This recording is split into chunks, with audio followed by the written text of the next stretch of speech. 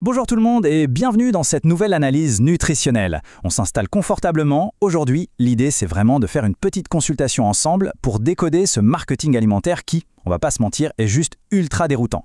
Le but n'est absolument pas de faire la morale, pas du tout, mais d'avancer main dans la main avec bienveillance pour enfin y voir plus clair au supermarché. On va démasquer tous ces produits qui se font passer pour nos meilleurs amis santé. C'est une situation tellement courante et franchement hyper frustrante. On fait tous attention, pas vrai ? On remplit nos caddies avec des trucs marqués allégés, fitness ou sans sucre ajouté. On mange super prudemment et pourtant, le poids ne bouge pas d'un gramme et en plus, on se traîne une fatigue pas possible. Alors rassurez-vous, c'est totalement normal.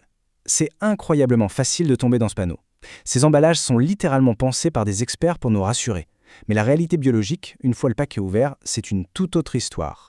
D'ailleurs, juste avant de démasquer ces fameux faux amis qui sabotent nos efforts, rejoignez notre communauté de l'alimentation en pleine conscience. Pensez à liker ces décryptages, à vous abonner à la chaîne et laissez-nous un petit commentaire. C'est ce qui nous aide le plus à continuer de produire ces analyses vitales pour notre bien-être à tous. C'est bon pour tout le monde ? Allez, super. Ok, alors plongeons dans le vif du sujet. Voici notre programme du jour. On va voir 1. Le piège du faux sein. 2. L'illusion du jus de fruits. 3. Le mythe du riz soufflé. 4. L'arnaque du 0%. Et on finira avec la règle d'or. Allez, on commence avec le point numéro 1, le piège du faux sein. Ce qui nous amène directement à notre deuxième point, l'illusion du jus de fruits. Regardons les choses en face avec notre tout premier coupable. D'un côté, le marketing nous vend cette idée géniale d'un grand verre gorgé de vitamines pour bien démarrer la journée, mais de l'autre, la stricte vérité biologique, c'est qu'on envoie à notre corps une véritable bombe de sucre. Mais pourquoi ? Eh bien parce que le simple fait de presser le fruit retire absolument toutes ses fibres. Or, ces fibres sont cruciales. C'est une sorte de matrice protectrice, un filet de sécurité qui permet de ralentir l'absorption du fructose dans notre sang. Sans elle, c'est un peu la catastrophe. Et ça illustre parfaitement ce qui se passe concrètement dans notre organisme au cours de la matinée. À 8 heures, on boit ce verre. Bim, un pic d'énergie et de sucre massif dans le sang. Sauf que tout ce qui monte trop vite redescend tout aussi brutalement. À 10 heures, c'est le crash, la chute d'énergie sévère, le fameux coup de pompe. Et à 10h30, l'hypoglycémie réactionnelle débarque. On a une faim de loup, ce qui nous pousse direct vers le distributeur de gâteaux. Du coup, voici ma première vraie prescription de nutritionniste, une alternative super concrète. Mangez le fruit entier, ne le buvez plus. C'est aussi simple que ça. En croquant dans une vraie orange, on a le jus, oui, mais surtout toutes ces fameuses fibres. Elles vont diffuser l'énergie tout doucement, ce qui permet de garder une vitalité hyper stable pendant toute la matinée. Passons au point numéro 3, le mythe du riz soufflé. Alors là, l'immense succès des galettes de riz, c'est basé sur un énorme malentendu. Comme c'est hyper léger et que ça n'a pas vraiment de goût, ça donne cette illusion d'un petit encas inoffensif. Mais pour comprendre le problème, il faut faire un tout petit détour par la biologie et parler de l'index glycémique. C'est tout bêtement une échelle qui mesure à quelle vitesse un aliment va faire grimper le taux de sucre dans notre sang. Plus l'index est haut, plus le sucre déboule vite et violemment dans nos veines, obligeant le corps à réagir en urgence. Ce qui est vraiment frappant, c'est le contraste. D'une part, on a l'image classique du petit encas diététique pour garder la ligne, mais d'autre part, c'est la douche froide scientifique. Le fait de souffler le riz détruit complètement sa structure complexe. Le résultat, c'est fou, mais ces galettes ont un index glycémique plus élevé que le sucre blanc pur qui traîne dans nos placards. En gros, c'est comme manger du popcorn, mais sans même avoir le plaisir du goût.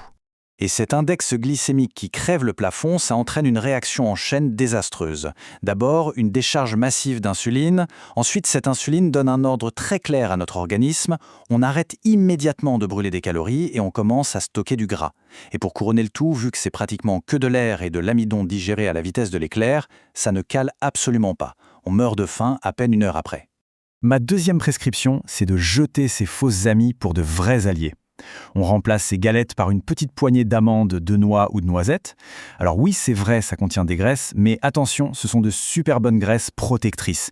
Elles calent pour de vrai, elles stabilisent la glycémie et elles chouchoutent notre métabolisme pour toute la journée.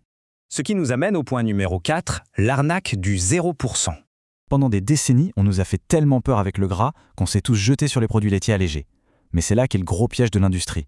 Quand on retire le gras d'un yaourt, on lui enlève sa texture onctueuse et surtout, on lui enlève tout son goût. Ça devient fade, insipide. Donc, pour compenser ça et faire en sorte qu'on en rachète, les industriels sont obligés de blinder le produit de sucre caché ou d'édulcorant. Et ça ne fait qu'entretenir notre addiction au goût sucré, tout en nous privant de la satiété naturelle que le vrai gras nous apporte. Du coup, troisième prescription, et franchement la plus gourmande. Réconcilions-nous avec les vrais produits entiers. Opter pour un authentique yaourt grec ou un yaourt au lait entier, c'est de loin la meilleure stratégie. Les matières grasses naturelles qu'ils contiennent sont excellentes pour notre énergie. Elles nourrissent notre corps en profondeur, envoient un signal de satiété super fort à notre cerveau, et surtout elles nous empêchent de craquer pour des bêtises au milieu de l'après-midi. Et on termine avec notre dernier point, la règle d'or. Après avoir déjoué ces 3 gros pièges ensemble, voici notre boussole, la liste de contrôle ultime pour une alimentation saine. Numéro 1, moins c'est transformé, mieux c'est. C'est la base absolue. Numéro 2, on ignore totalement le devant de l'emballage avec ses promesses magiques et ses jolies couleurs. Numéro 3, on prend le réflexe de toujours retourner le paquet pour lire les ingrédients au dos, car c'est là qu'est la vérité.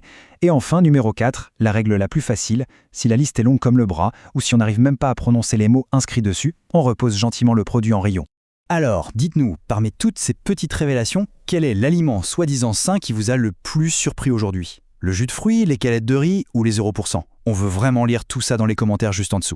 Et avant qu'on se quitte, merci encore de liker ce décryptage et de vous abonner à la chaîne pour soutenir notre travail. Mais je vous laisse avec cette dernière petite réflexion. Si l'industrie agroalimentaire arrive à nous enfumer sur de simples jus ou des yaourts avec un joli carton, qu'est-ce qu'elle nous cache d'autre dans les kilomètres de rayons de nos supermarchés? Gardez bien ça en tête pour vos prochaines courses. Prenez soin de vous et à très vite pour une nouvelle analyse.